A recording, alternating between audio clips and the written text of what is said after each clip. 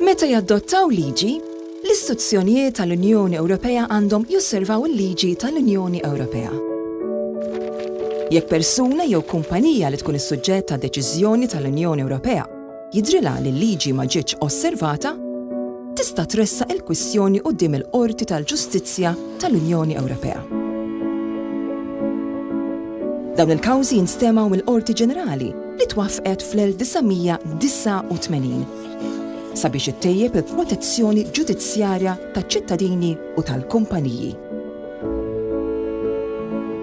Din il-qorti tkopri oqsma bħall-kompetizzjoni, l-ambjent, is-saħħa pubblika, it-trademarks u t-trasparenza li kollha jaffettwaw l-individwi jew il-kumpaniji.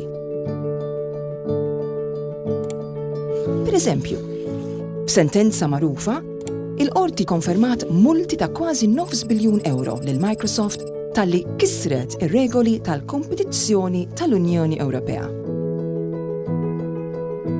F'deċiżjoni oħra, il-Qorti Ġenerali konfermat li l-pajjiżi jistgħu jinsistu li l-logħbiet kollha tat-tazza tad-dinja u tal-kampjonati Ewropej tal-futbol jixxandru fit-televiżjoni b'xejn fl-interess pubbliku.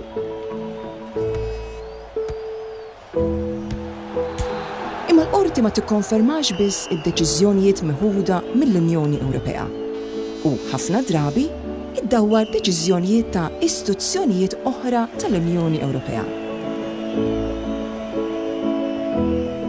Dan kien il-każ ta' numru ta' sentenzi dwar amalgamazzjoni u akkwist ta' kumpaniji li żguraw li l-Kummissjoni issa toqgħod iktar attenta għall-effetti ekonomiċi ta' amalgamazzjoni meta tieħu deċiżjoni.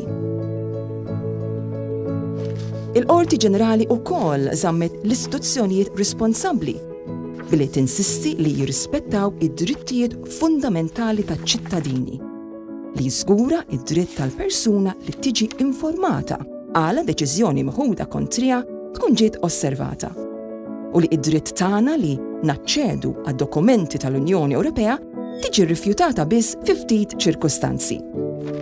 B'dan il-mod il-Qorti Ġenerali tiżgura li l-Unjoni Ewropea tosserva r-regoli tagħha stess u tibqa' organizzazzjoni bbażata fuq l-istat ta' dritt.